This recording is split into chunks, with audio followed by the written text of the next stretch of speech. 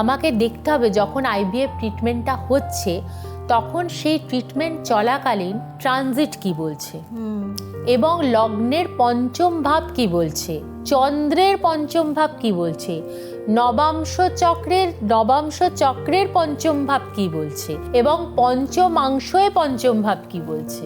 আমাকে কিন্তু 4টে জিনিস দেখতে হবে, এবং সেটার সঙ্গে দেখতে হবে কোনো বিপদ গ্রহের মহাদশা চলছে কিনা, কোনো প্রত্যরী গ্রহের মহাদশা চলছে কিনা। যদি বিপদ গ্রহ, প্রত্যরী গ্রহের মহাদশা, অন্তর্দশা, প্রত্যন্তর দশা চলে, তখনও কিন্তু আইভিএফ এ ফেলিওর আসতে পারে।